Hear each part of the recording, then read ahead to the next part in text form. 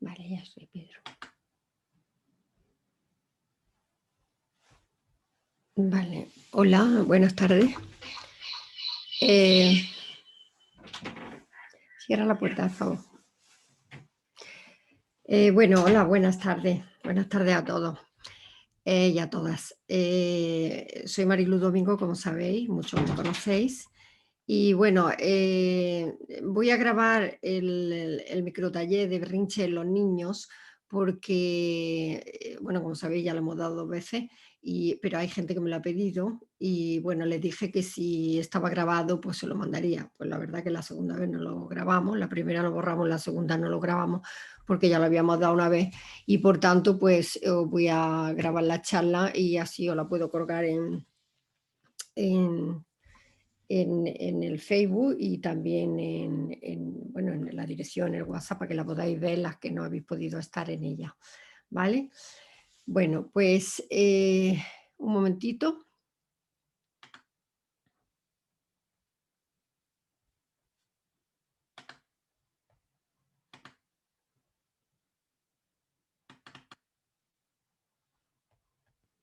Vale, ya estamos aquí.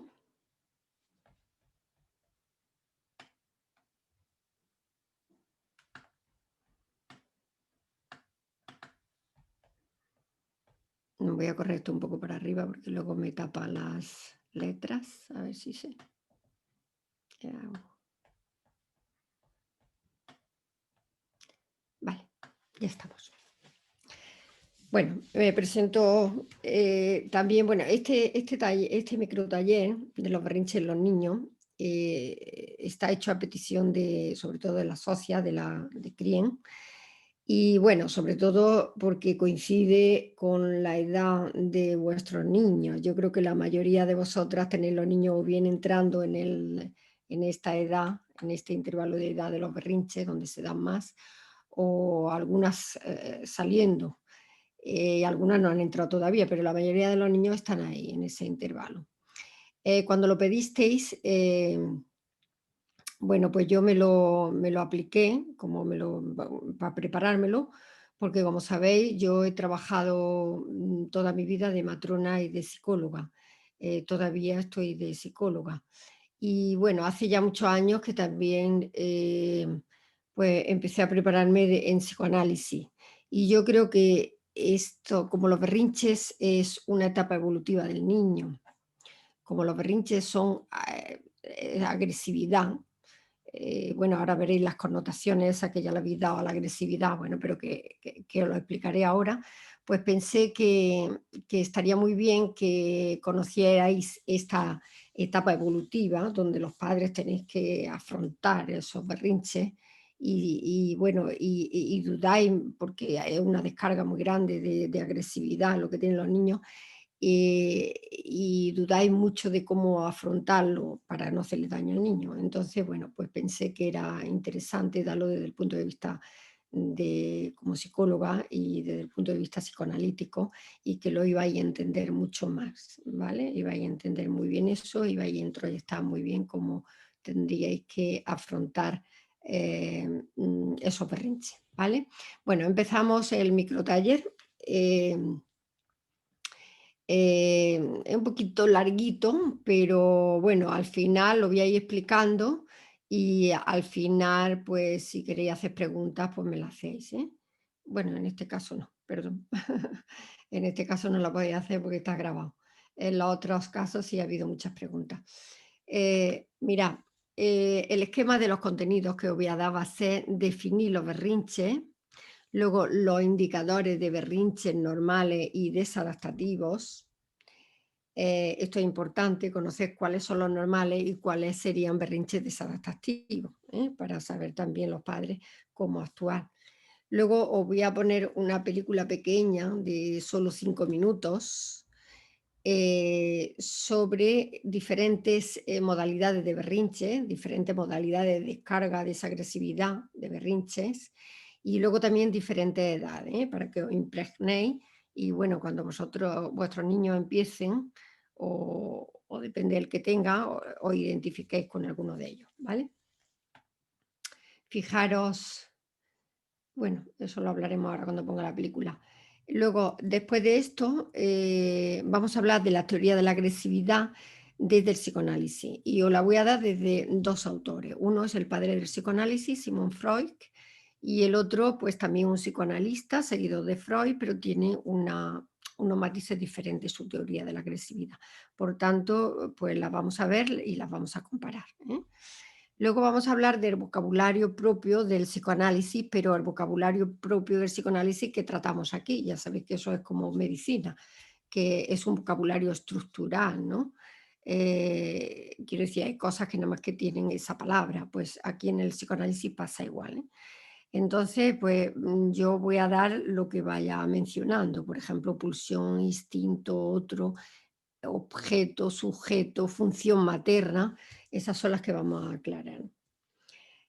Luego os voy a contextualizar a Sigmund Freud para que entendáis lo que ha aportado él a la psicología, y, que es el psicoanálisis.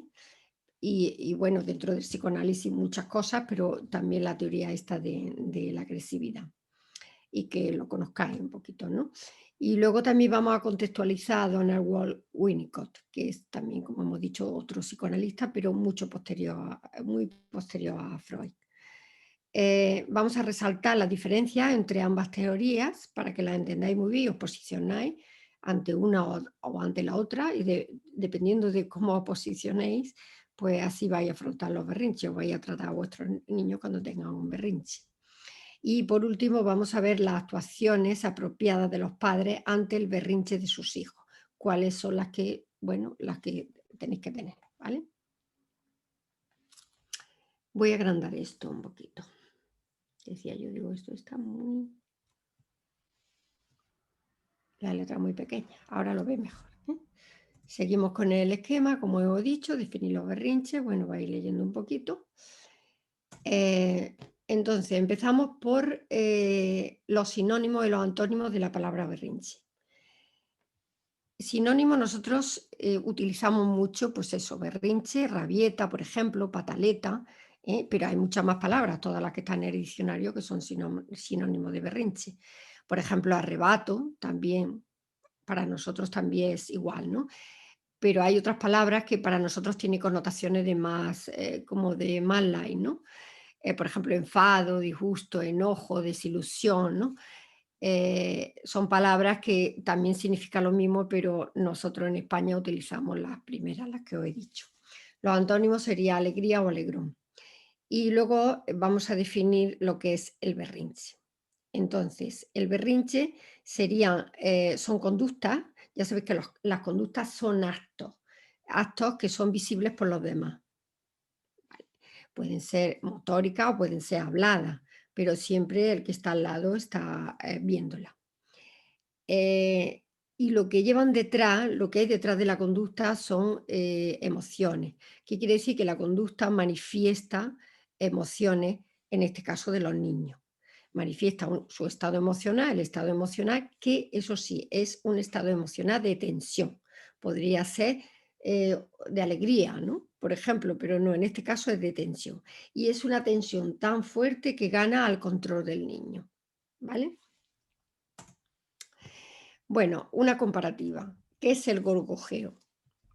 Pues el gorgojeo son sonidos que emiten los niños como respuesta a la sonrisa o al habla del adulto u otras personas en la etapa del desarrollo vocálico, que va entre los 8 y las 20 semanas de desarrollo del niño, ¿eh? El gorgojeo o balbuceo serían las frases iniciales del desarrollo del habla. Y en este caso, cuando estamos hablando de berrinches, pues son las fases iniciales de la agresividad, ¿vale? La agresividad en los niños está desde siempre, incluso en la barriga de la madre. Daros cuenta que los movimientos del niño los interpretamos como pataditas. Bueno, como he dicho antes, la palabra agresividad, nada más escucharla ya le damos una connotación negativa. Incluso, fíjate que cuando una mujer está embarazada está hablando de patada, o sea, ya pataditas también tiene una connotación negativa, cuando en realidad no sabemos si son pataditas o es lo que estamos viendo el brazo. Y es más, una madre que está embarazada normalmente no lo dice, las pataditas no las dice en plan negativo, ¿no? Sino que está deseando de saber dónde está, de palpar a su niño y la dice ilusionada. Pero, sin embargo, la frase tiene connotaciones negativas, ¿vale? Por ejemplo, la succión del niño, pues también, cuando el niño, la madre a veces dice que le da mordisco en el pecho, ¿no? Y le está diciendo que le muerde. Eso también tiene connotaciones negativas, pero ya veremos que no es así. El niño efectivamente le puede hacer daño porque presiona, ¿no? Para sacar leche, pero la madre interpreta, o bueno, alguna madre interpreta como que le muerde en el pezón, ¿no? Y como hemos dicho, eso sería también negativo. En realidad el niño está optimizando con las facultades que tiene en ese momento su succión, ¿vale? Bueno, psicológicamente, ¿cuál sería la normalidad? ¿Cuándo es la época más florida de esa agresividad? Pues hay un intervalo que es el óptimo, que es entre 2 y 3 años, pero realmente el intervalo va desde los 18 a los 4 años. A partir de los 4 años, el niño ya empieza a distinguir el yo del no yo, o sea, él de otra persona. Y por tanto, ahí ya no sería exactamente el berrinche con las connotaciones de berrinche, sino que podría haber una intencionalidad de hacer daño al otro. ¿Y por qué? Pues porque ya distingue entre yo y el otro. Entonces, el intervalo se queda en los 4 años. Y por debajo de los 18 meses, ¿qué pasa? Pues que el niño y su madre son la misma persona, por decir así, aunque el niño ya está viendo, está percibiendo que hay otras personas a su lado, pero psicológicamente él todavía no distingue, no sabe que su madre es una persona de fuera totalmente independiente, ¿vale? La agresividad es la herramienta que tiene el niño para posicionarte ante el otro y ante los otros. Ya hemos dicho que esas palabras las vamos un poquito a aclarar más tarde. El otro, nosotros, el sujeto, el objeto, ¿no? Los niños, o el niño o la niña, tiene una serie de tensiones porque está cansado o está irritado, porque no consigue algo que desea y quiere conseguirlo. Y utiliza esa agresividad y nos muestra su estado de ánimo a través de ella. Nos muestra, no hay intencionalidad, no lo muestra. Nos muestra su estado de ánimo, ¿vale? No sabe regular sus emociones y no sabe aún controlarla porque es inmaduro. Y es por eso que siempre la manifestación de esas emociones va a ser excesiva. Ahora en la película lo veré. Bueno, muy importante, y aquí ya os doy datos que tenéis que introyectar. Saber que los berrinches se saldrían de la normalidad cuando en ellos hay agresión hacia los demás o autolesión. Se agrede a él mismo. También cuando están fuera de ese intervalo que os he dado anteriormente de edad. Y luego hay que tener en cuenta que el berrinche nunca hay intencionalidad por parte del niño. No tienen intencionalidad de agredir. Eso es muy importante porque la interpretación que deis, si eso va incluido, pues va a ser muy diferente a si no va incluido. ¿Vale? Es verdad que el berrinche se puede dar fuera de esa edad y se da incluso en niños más pequeños y en niños más grandes, pero no es, es una cosa esporádica y además hay un motivo que cede muchísimo a lo que el niño puede controlar. ¿Vale? Por tanto, otra vez. Tenemos 3 indicadores claros de berrinche no bien resueltos, desadaptativos, y ante ellos empezaríamos a preguntarnos, ¿sería conveniente apoyarnos en un profesional de la psicología? Ya que estos berrinches, como hemos comentado, son lesivos, exceden a la edad o hay intencionalidad. Y en ese caso tendríamos que preguntarnos si ir a un psicólogo. Vamos a ver, ya sabéis que los niños en España hay un programa del niño sano que quien lo ve es el pediatra y lo ve hasta los 14 años. Pero el pediatra es médico, entonces el pediatra lo que va a ver es la patología o la posible patología o la prevención de la patología biológica. El mismo pediatra, aunque conoce a los niños, cuando ve que hay un problema de conducta, un problema psicológico, pues va a derivar el niño a un psicólogo. ¿Vale? Y además hay una cosa, si los niños no resuelven bien los berrinches, sus padres, que son su figura significativa, su figura de apego, pues quizás no han sabido abordarlo de la manera adecuada. Por lo tanto, os recomiendo que en ese caso, pues vayáis a un psicólogo infantil y si puede ser psicoanalista, mucho mejor, ¿eh? Porque eh, es lo suyo. Vamos a ver, entonces tenemos, como hemos dicho, tres indicadores claros de berrinche no bien resuelto, desadaptativo. Y ante ellos empezaríamos a preguntarnos, como hemos dicho, lo de ir a un psicólogo. Bueno, detrás de esto viene la película, que ya había salido. Esta película es de 5 minutos nada más y hay como pues, muchas modalidades de berrinche. Os vais fijando, fijaros también en el número 9 y en el número 11, luego las comentamos, ¿vale? Un poquito.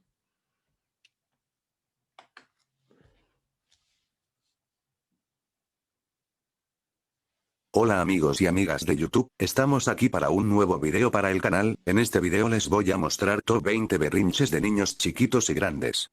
Comencemos. 1.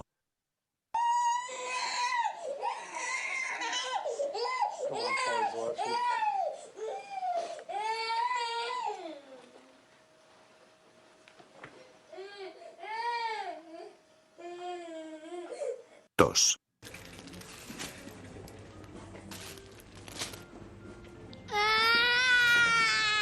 ¡Llévala, papá!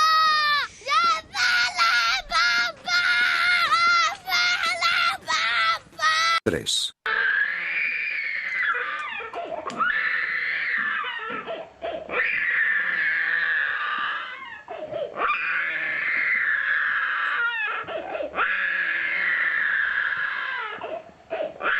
4. Pues. Vámonos, no quieres.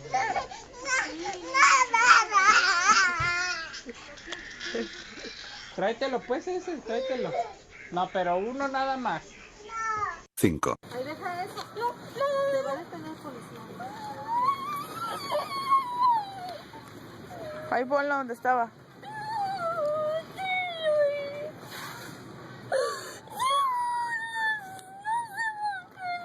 6. ¡Que no te compres! ¡Que me compres un yogur! ¡Que no te compres! ¡Quiero yogur! ¡Que no te compres! ¡No, sí, cómo no!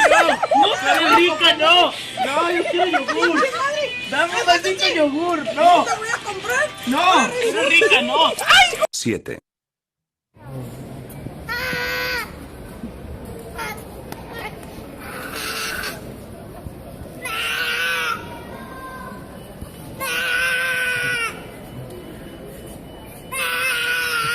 8.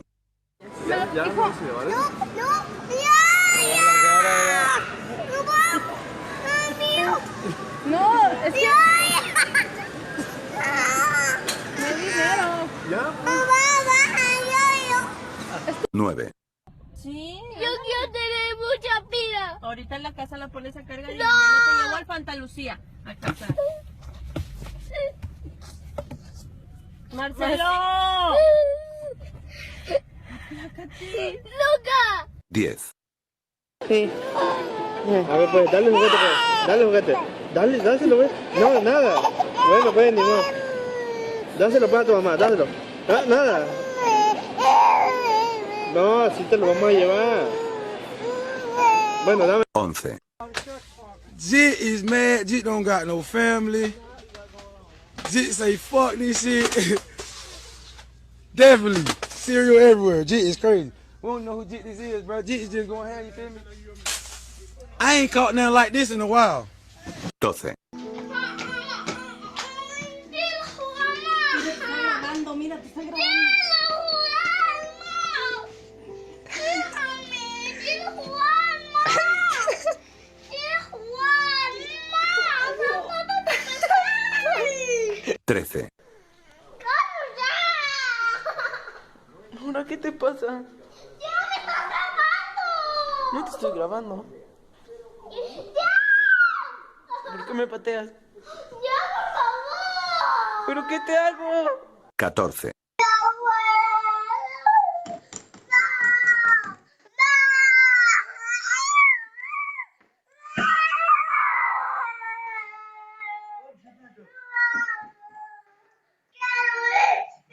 15.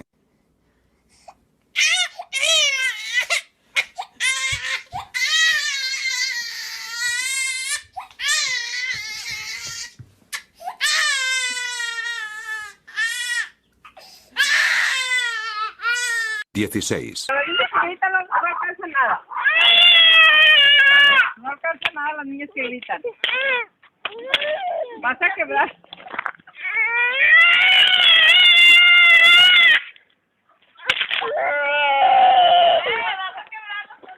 17, Quiero un power. Papá. Papá. Papá. La canela, la beca. Cómprale un power, pinche que Papá. Papá. La. Empieza. 18, Te llevo al baño si me dejas de lavarte. ¿No te llevo al baño? Oye, está bueno ya. Dice que quiere. Dile, Mau. Ningún malo, Leo. 19, Boy, you're such a silly man.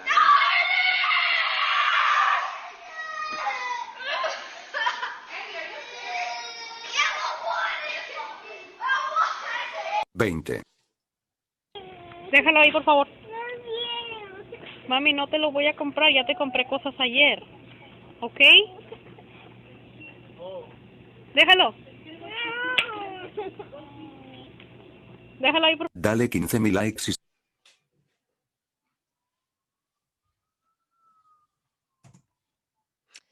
Vale, pues ya habéis visto que toda la modalidad que hay de descarga de berrinche, ¿no? De berrinche, de descarga de agresividad.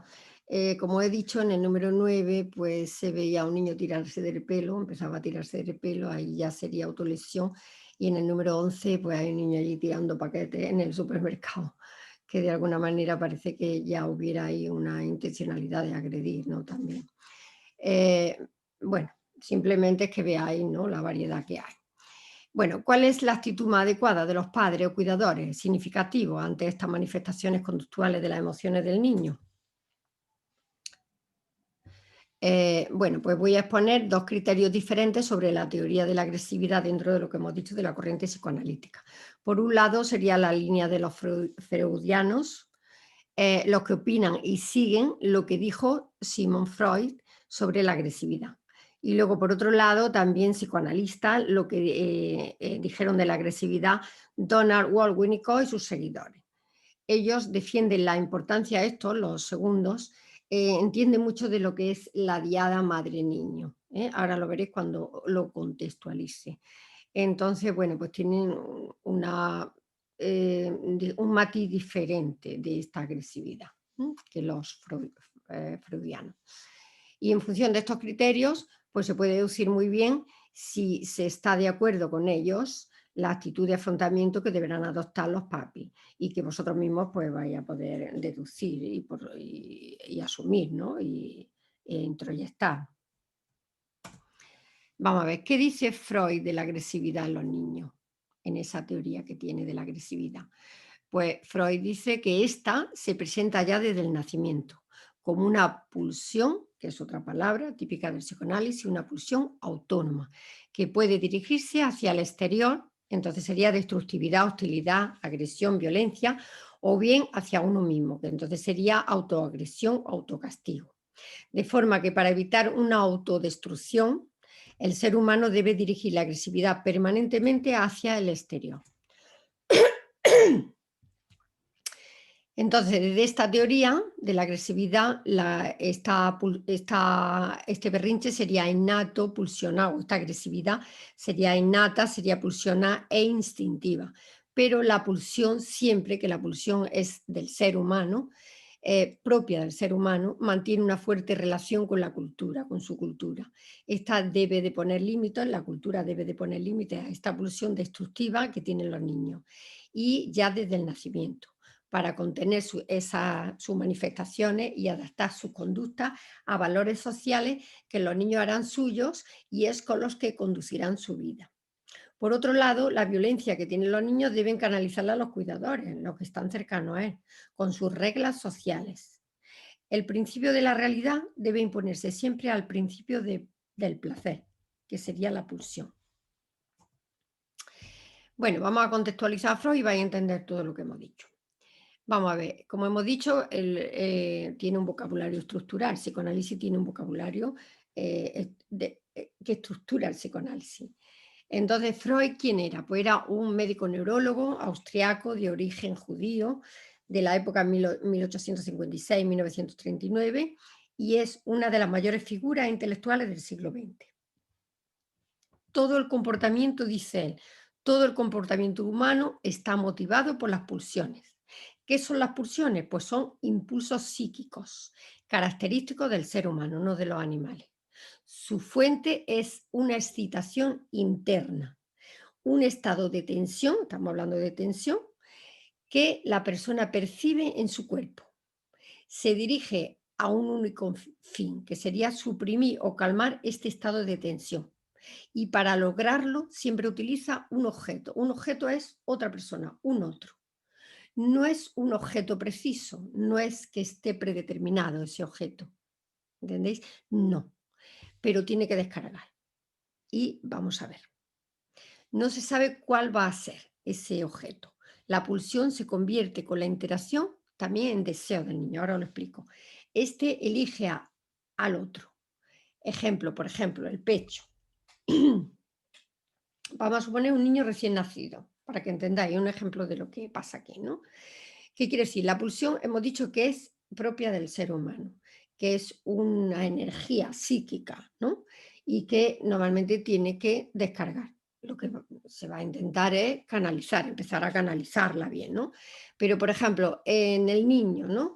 Él tiene esa energía psíquica que la tiene que descargar.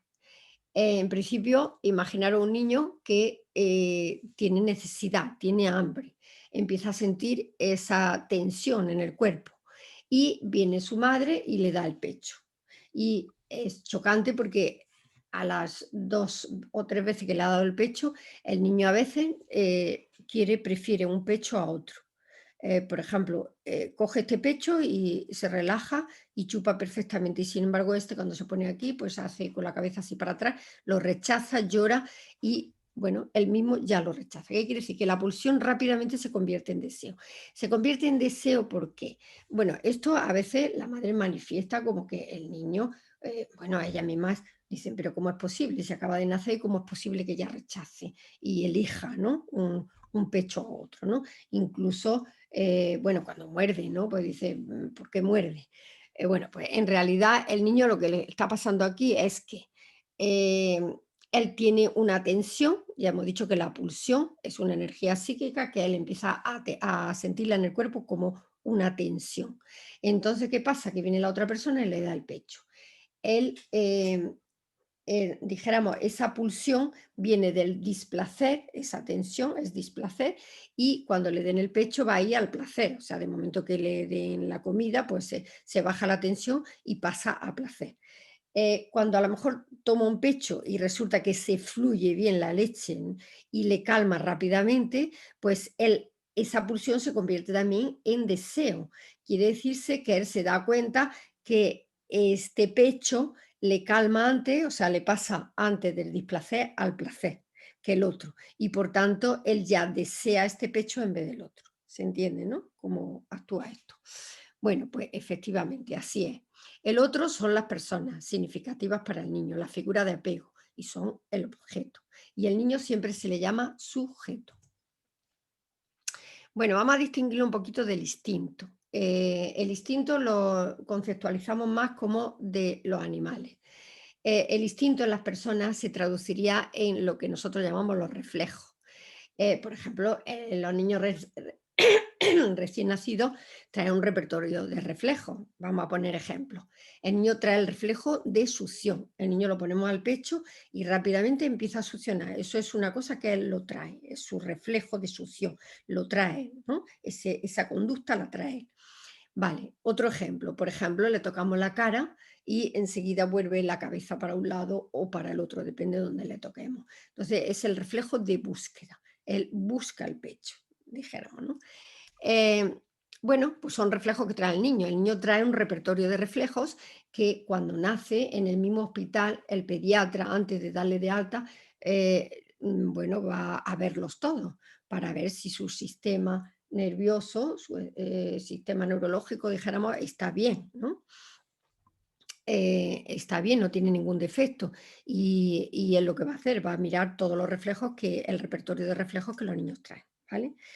Bueno, el instinto, por ejemplo, lo asociamos muy bien a los animales y la diferencia es con la pulsión en que, por ejemplo, estos son conductas estereotipadas que responden siempre al mismo estímulo y de la misma manera, con la misma conducta ante el mismo estímulo. O sea, mismo estímulo, misma conducta. ¿Vale? Siempre igual. Diferencia a la pulsión, que hemos dicho que no sabe dónde la va a descargar. En un objeto, pero no está predeterminado.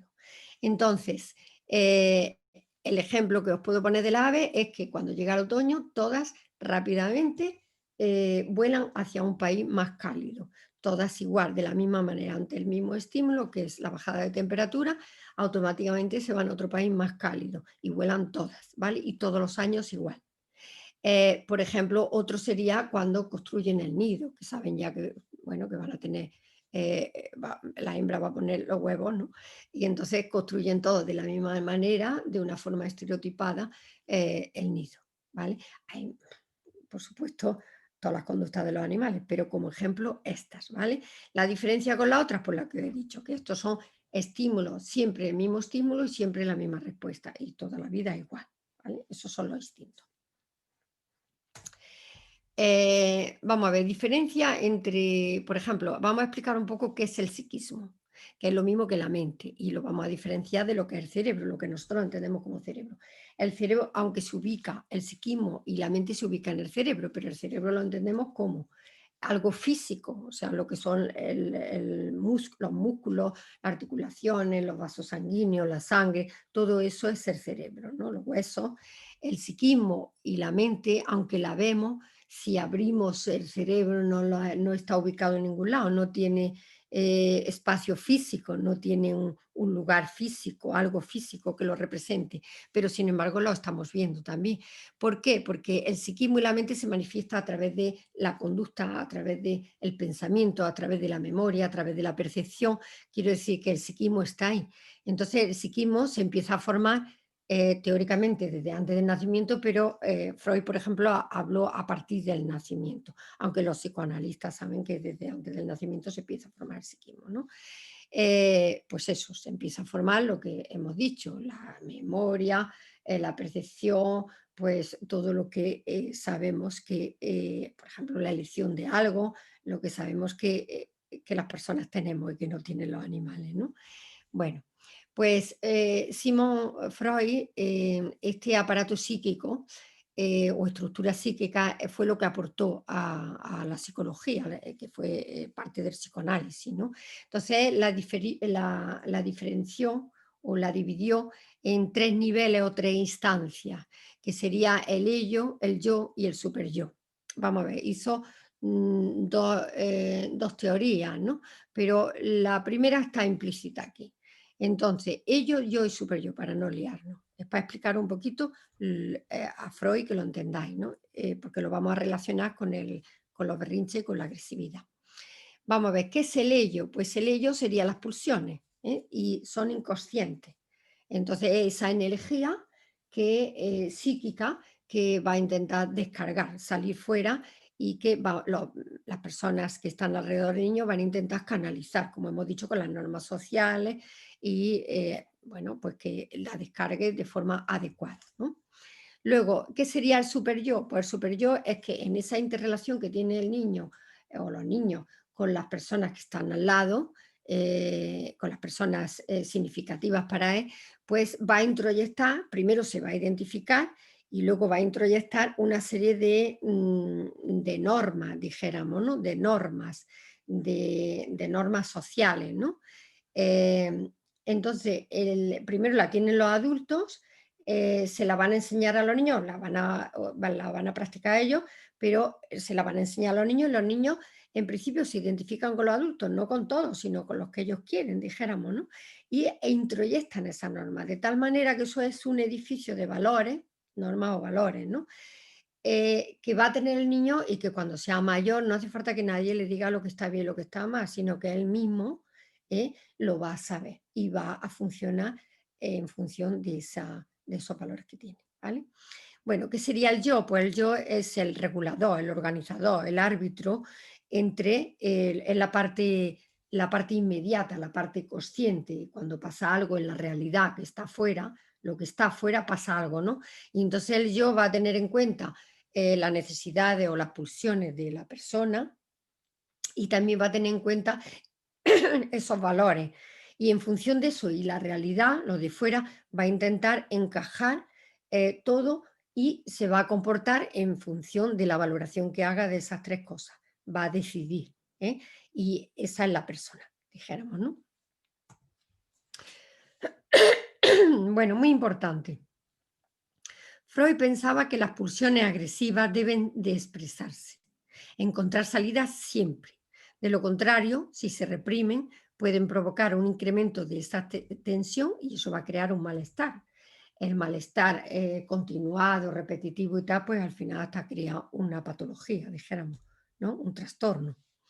Las normas sociales, psíquico, claro, estoy hablando. Las normas sociales permiten analizar las pulsiones agresivas, transformándolas en conductas aceptables socialmente útiles. De esta manera, la sociedad en la primera infancia de los niños, a través de los padres, ayudan a sublimar la agresividad. Podrán los niños o las niñas expresarla de forma no destructiva cuando crezcan, a través de la ironía, la fantasía, el humor, los juegos de competición, la competencia profesional, el compromiso con un ideal o la lucha por la transformación social. Bueno, ¿qué dice Winnicott y seguidores en esa teoría, en su teoría de la agresividad? Pues primero, como hemos dicho, Freud dice que los niños al nacer traen un impulso con finalidad destructiva. O sea, es como si trajeran ya un arma destructiva que utilizarán solo ante ciertas situaciones para conservar su integridad. Sin embargo, Winnicott, para él, la agresividad la define como una fuerza que es manifestación de vitalidad y la desvincula de la fuerza destructiva. O sea, el adjetivo destructivo en Winnicott no está. Vamos a poner ejemplos. Dice, ojo, no es que el niño agrede ante algo que le ha frustrado, ejemplo, un deseo que no se cumple. No, él no agrede ante eso. Posiblemente sienta tensión y de alguna manera, como estamos hablando de los berrinches, pues tendrá un berrinche, pero en principio, por lo menos hasta cierta edad, el niño no agrede respondiendo a eso. Sería una agresividad reactiva que no tiene que ver nada con la no intencionada del berrinche. ¿Se entiende? Vale, no es enojo que el niño tiene porque alguien ha tenido hacia él una respuesta aversiva o hostil, ¿no? Esto sería, como hemos dicho también, emoción reactiva ante esa respuesta aversiva o molesta hacia él. Y entonces, pues, esto ya ha habido una intervención ahí de represión, posiblemente, no se le ha dejado manifestar esa y tiene que reaccionar ante esa represión, ¿vale? Eso no es tampoco un berrinche. El odio, por ejemplo, no es una emoción inicial en el bebé. Este aparece mucho más tarde y para que aparezca implica que el niño ya reconozca al otro. Y hemos dicho que eso pasa a partir de los 4 años. O sea, tiene que reconocer al enemigo, al otro. Por tanto, el yo del niño tiene que estar evolucionado como para responsabilizarse, darse cuenta de que el otro, primero de conocer al otro y también que el otro tiene una intención agresiva hacia él. Entonces, eso pasa mucho más tarde. Eso en estos niños, en esta etapa que hemos dicho, esto todavía no se da. Eso es mucho más tarde. Bueno, un ejemplo. Aprovecho aquí y os digo que los niños que tienen baja autoestima tienen dificultad de sentir odio a pesar de la dimensión del daño que está recibiendo. O sea, el que tiene baja autoestima normalmente cuando tiene manifestaciones de agresividad se le ha reprimido. Y entonces, ¿qué pasa? Que no ha experimentado su propia descarga emocional y la reacción de los demás, ¿no? Y entonces, ¿qué pasa? Pues que se ha cohibido, le ha cogido miedo porque los demás se le han reprimido y tendrá una baja autoestima y por tanto aguantará mucho más que otro niño que de alguna manera pues se le ha dejado y no se le ha reprimido, ¿vale? Bueno, entonces, siguiendo a Winnicott, la agresividad para él es una fuerza vital que traen los niños. Ya incluso él habla cuando está en la barriga. Y ahora ponemos el mismo ejemplo de antes y lo vais a entender muy bien. O sea, el niño está en la barriga, ¿vale? Aquí él manifiesta movimiento porque es un ser vivo. Daros cuenta que el niño, la barriga es limitada. ¿Qué quiere decir? Que el niño crece hasta los 9 meses, pero hay un momento que ya no, dijéramos, cabe en la barriga, pero tiene que posicionarse o tiene que ponerse en una posición para adaptarse a la barriga. Y entonces se tiene que poner en posición fetal, que la posición fetal es con la espalda, con la columna encorvada, ¿no? Vale, el niño está en esa posición y en algún momento, como es un ser vivo, se mueve. ¿Por qué? Porque a lo mejor tiene tensión, no está cómodo o simplemente por experimentar, ¿no? Y bueno, le hemos hablado antes, se le dice a esos movimientos se le llaman patadas, pero en realidad no sabemos si son patadas. Posiblemente a lo mejor sea un brazo, sea la cabeza, o sea que se estire, ¿no? Entonces es verdad que esos movimientos del niño no tienen intencionalidad, él no tiene intención de hacerle daño a la madre. ¿Le puede hacer? Sí, claro que le puede hacer, porque depende de la posición que esté y depende dónde presione, pues a lo mejor le hace daño a la madre. Pero el niño tiene intencionalidad para nada, ni se está defendiendo de nada. ¿Se entiende? Vale. En el caso del pecho, pues pasa lo mismo. O sea, el niño lo que hace es que tiene el reflejo de succión y lo que va a pasar, lo que os he dicho antes, pasa de la tensión que tiene, la quiere, cuanto antes la quiere quitar. Entonces, si le das un pecho que sale la leche muy bien, muy fluida y tal, pues posiblemente no muerda. Pero si no, él va a intentar de alguna manera estimular o optimizar con sus facultades, va a optimizar y pasar, y lo que quiere es pasar al placer rápidamente, ¿entendéis? ¿No? Entonces, él para nada tiene intención de hacer daño a la madre, ni él sabe que hay una persona ahí que le está dando el pecho. Él piensa que eso todo es suyo, ¿no? Eh, ¿Qué pasa? Que en un momento dado sí que está reaccionando ante un pecho que a lo mejor no le está dando la leche que necesite o a la velocidad que él quiere y entonces pues está como presionando. A eso se le llama que muerde. Y ya el llamarle que muerde tiene connotaciones como si hubiera intencionalidad, pero para nada hay intencionalidad. ¿Se entiende? Esa es la diferencia con respecto al anterior. Vamos a contextualizar a Donald Winnicott. Este señor es un médico, pediatra, psiquiatra y psicoanalista. Es del Reino Unido, es seguidor de Freud, lo sigue a pie juntillas también a Freud, pero ¿qué le pasaba a este señor? Pues este señor siempre ha trabajado con niños, a los niños y a sus madres y la relación de los niños con las madres, la diada madre-hijo la entendía muy bien porque se ha tirado años y años y años y siendo pediatra, siendo psiquiatra, siendo psicoanalista. Bueno, se implicó tanto que estudió le hizo el seguimiento a todos los niños en la Segunda Guerra Mundial, todos los niños que se quedaban sin padre en la Segunda Guerra Mundial, pues él vio psicológicamente pues, cómo reaccionaban esos niños, qué problemas tenían psicológicos y tal, ¿no? Y luego también se implicó en un programa de seguimiento a los niños también en la Segunda Guerra Mundial que los llevaban a los refugios. ¿Por qué? Pues porque bombardeaban y para que no se murieran se los separaban de los padres y se los llevaban a refugios.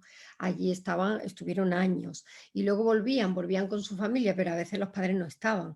Volvían con los padres si estaban y si no volvían con su familia, pero los padres no estaban. Entonces, este señor lo que hizo fue el seguimiento en ese programa, estuvo implicado de seguimiento psicológico de estos niños, desde que entraban, el tiempo que estaban allí y salían y luego se encontraban también con esos duelos, ¿no? Porque no estaban los padres y tal.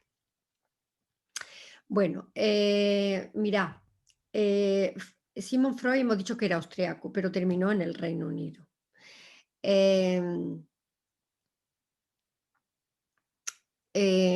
Sigmund Freud tenía una hija que se llamaba Anna Freud y que también estaba en el Reino Unido. Y había una alumna suya de Sigmund Freud que se llamaba Melanie Klein. Estoy hablando de gente importante, los padres del psicoanálisis, por decir así. El padre es Freud, pero estoy hablando de la gente importante del psicoanálisis, ¿no? Entonces Melanie Klein pues se formó con Freud y tanto Anna Freud como Melanie Klein se dedicaron a los niños, pero aplicaban el psicoanálisis de diferente manera, con lo cual creó una pugna entre ellas. Ellas estaban en una escuela de psicoanálisis que había en el Reino Unido y más tarde crearon lo que es la Sociedad Psicoanalítica de Londres, ¿vale? Entonces, Freud, ¿qué pasó? Pues Freud no estuvo de acuerdo con una o la otra, no se posicionó, porque él entendía mucho de la diada, como hemos dicho, de las personas significativas, de la función materna, entendía mucho toda la relación de los niños con su familia, ¿no? Con sus padres. Y entonces, pues, dijéramos que aportó algo al psicoanálisis. No se conformó con posicionarse con uno con otros. ¿Entiendes? Un momento, que voy a ver una cosa, que me parece a mí. Sí, vale.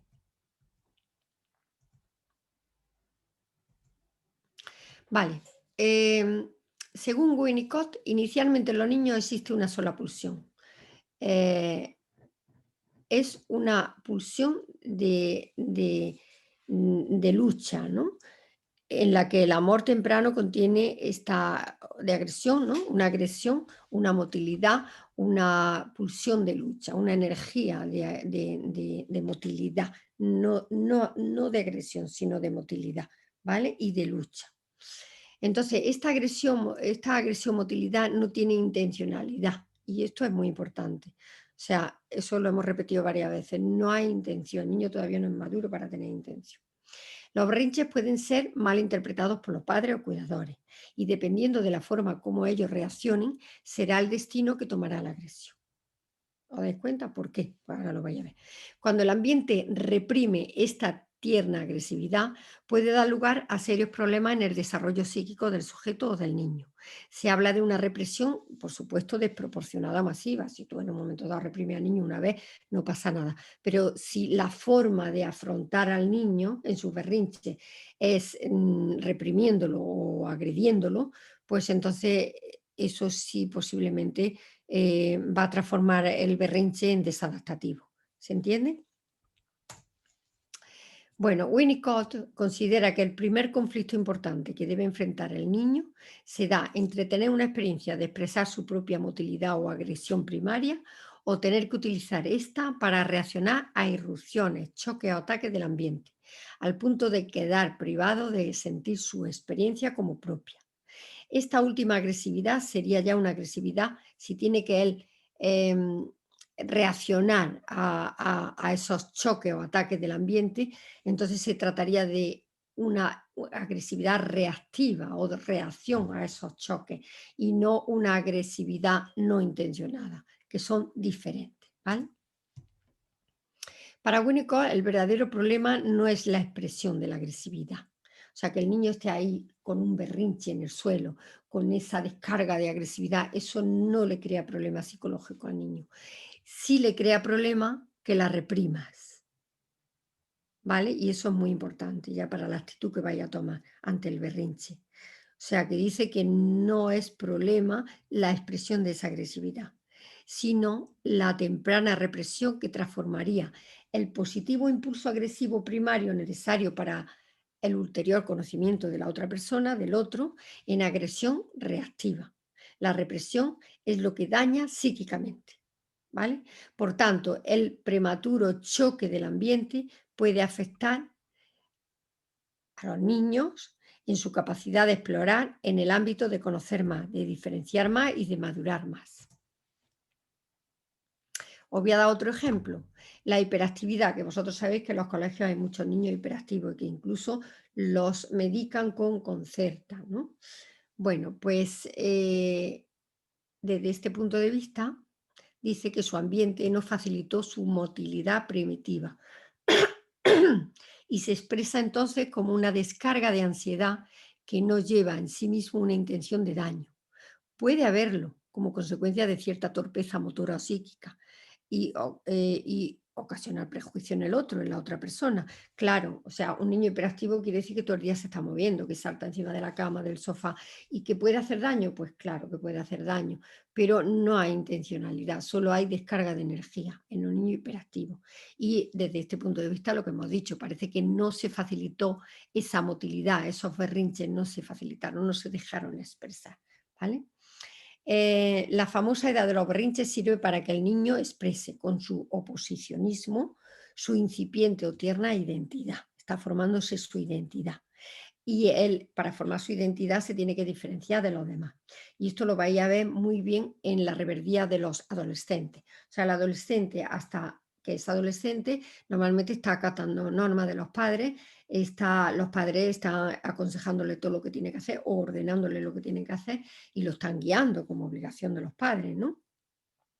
Pero el adolescente llega un momento que él se siente maduro, se siente adulto, aunque es muy joven, no tiene experiencia y posiblemente se equivoque, pero ciertamente él, su percepción es que él puede, que él entiende tanto ya como su padre. Y entonces empieza a rebelarse contra los adultos, contra sus padres. ¿Por qué? Porque efectivamente se tiene que separar. Hasta ahora ha hecho todo lo que han hecho los padres y ahora él siente que ya puede decidir y además es un periodo evolutivo, lo tiene que hacer así para realmente crear su propia identidad. Si no, sería un brazo ejecutor de las otras personas, ¿vale? Para que entendáis. Pero eso se va practicando desde chico. O sea, los padres ya desde chicos tienen que ver al niño, tienen que interpretarlo, y seducirlos. Si empieza a ordenarlo y empieza a reprimirlo, pues entonces vamos a ver lo que creamos, ¿no? Vamos a ver, los niños están ensayando su motilidad agresiva, gritan, se revuelcan, lloran, golpean algún objeto, se aferran a algo. ¿Qué hacer ante un berrinche? Y esto es importante ya para los padres. Bueno, pues lo primero es permitirles que lo manifiesten, que haya esa descarga de berrinche. Ya hemos dicho antes que eso no le afecta, no le produce daño psicológico al niño. La represión excesiva o no ayudarle a canalizar esa agresividad o emociones producirá que los niños reaccionen con sumisión, teniendo dificultad para defenderse más adelante o con una agresividad destructiva y antisocial. O el niño se vuelve muy agresivo, destructivo, un niño antisocial, ¿vale? Desafiante, ¿vale? Lo segundo, el primer conflicto, como hemos dicho, que el niño, que los niños, o que se da en los niños, entre tener una experiencia de expresar esta agresividad o motilidad primaria, o tener que utilizar esta para reaccionar a los ataques y represiones de los adultos.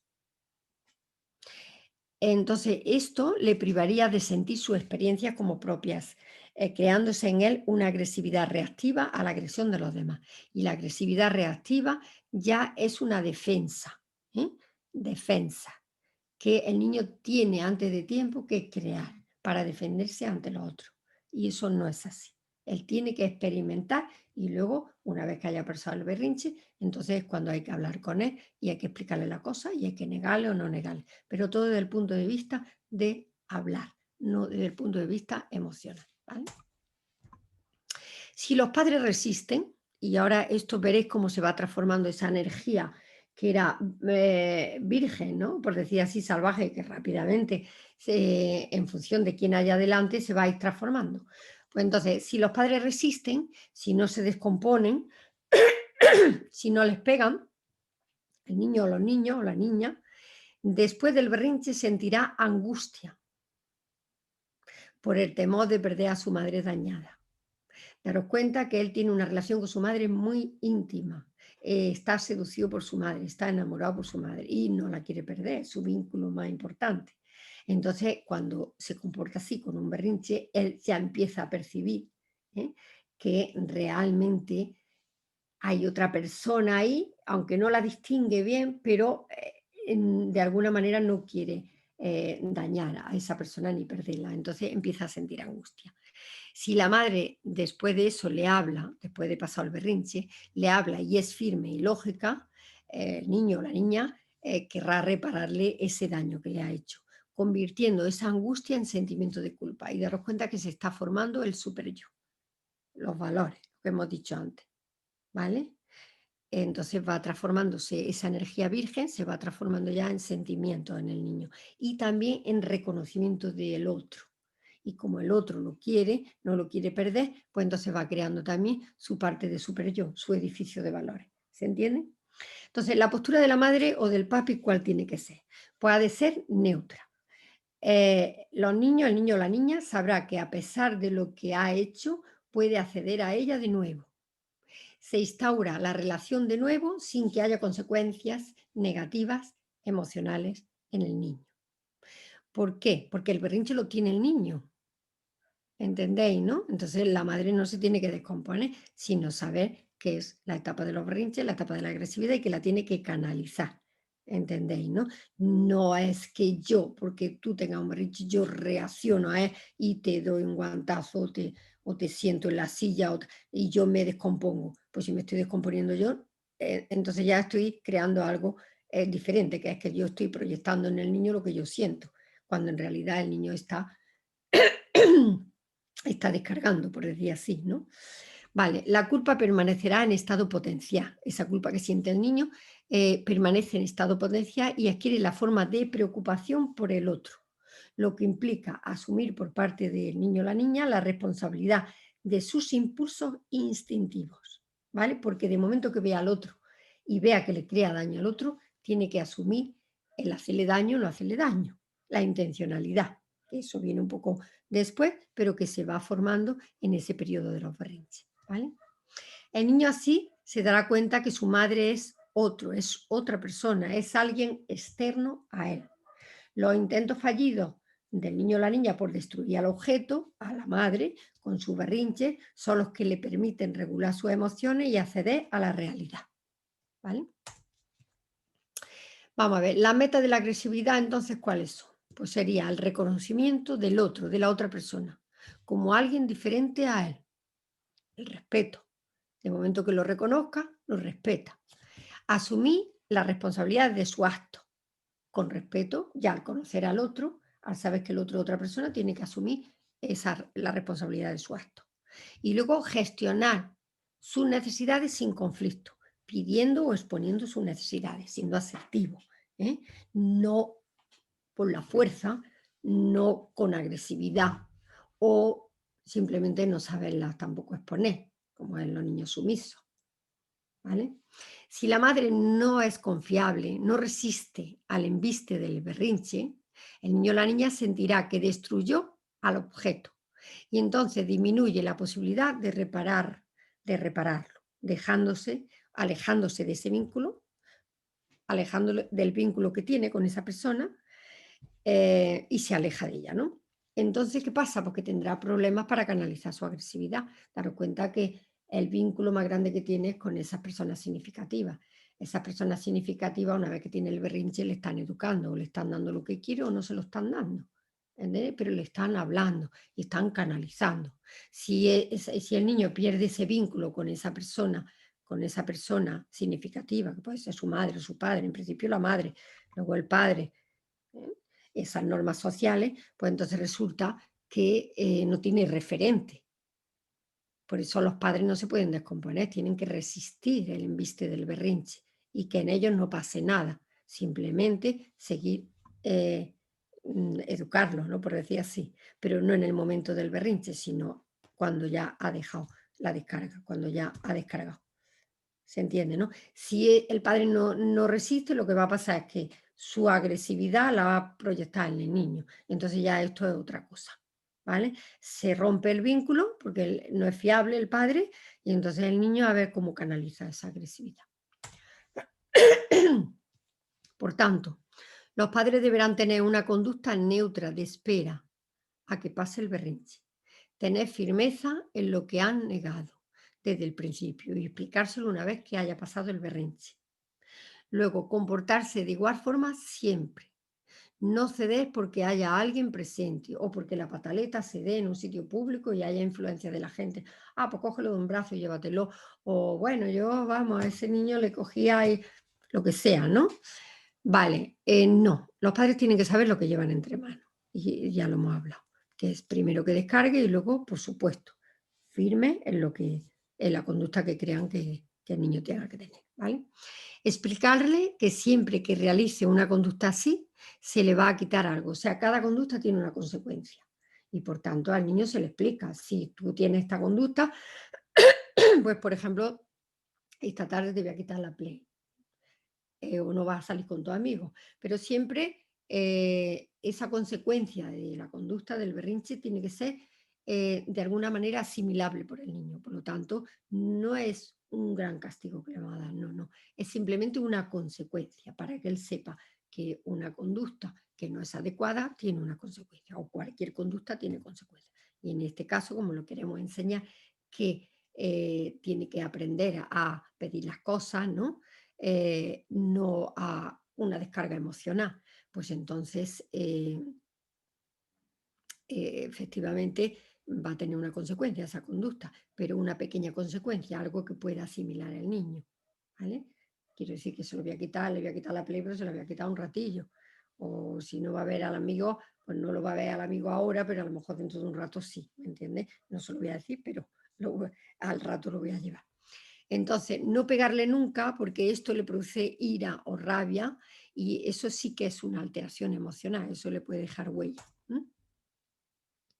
Luego, yo creo que la técnica mejor, que es distraerlo, cambiar de dirección, cambiar la dirección de su atención hacia otra cosa. Por ejemplo, si el niño está emberrinchado en cualquier sitio y de pronto pasa un perrito o pasa un gato o pasa otro niño, pues intentar decirle algo del niño para que la atención se le vaya. Los niños cambian rápido, ¿eh?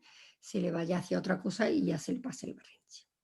Bueno, ya sabéis que también hay padres que no optan por quitarle la atención, que también es una técnica muy efectiva, quitarle la atención durante un periodo de tiempo pequeño, ¿no?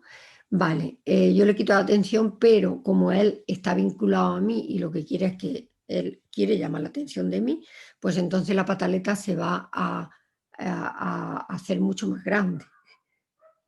¿Entendéis? O sea, el niño va a intentar llamar la atención de mí, con lo cual pues todavía se va a emberrinchar más. Pero bueno, no pasa nada, yo lo dejo que descargue y luego ya hablamos, ¿vale? Por tanto, lo más importante es resistir la conexión emocional con el niño, no perderla nunca, y luego el diálogo con él a posteriori, después del berrinche. Bueno, esto crea un contexto de actuación, que es referencial para el niño, ¿eh? No es que yo cada vez reacciono de una manera como adulto. Depende de dónde me pille el berrinche, depende de mi estado de ánimo, pues reacciono o lo encierro o le permito y le doy la cosa porque soy blandito y cuando el niño empieza el berrinche le permito darle lo que pide. No, no. El niño tiene que tener un referente y el referente es que con ese estado de ánimo normalmente no consigue nada. Consigue hablando, yo lo llevo a la palabra, para eso somos personas, a un estado de palabra, de diálogo. Y eso será después del berrinche. Entonces, si yo actúo siempre de la misma manera, el niño se va a dar cuenta perfectamente que el berrinche no le vale para nada y que lo que le vale es hablar. Y que siempre va a ser así. Y por tanto, él aprenderá a regular sus propias emociones. ¿Se entiende? Vale, pues hasta aquí llegamos. Cualquier pregunta, como aquí no podéis hacer preguntas, pues si alguna cosa no había entendido, a través del WhatsApp de la asociación podéis hacer las preguntas que queráis, ¿vale? También por Facebook, si alguien quiere que se le explique alguna cosa, que yo creo que más o menos se ha entendido, pues efectivamente podéis hacer vuestras preguntas. Bueno, un besito, a todas.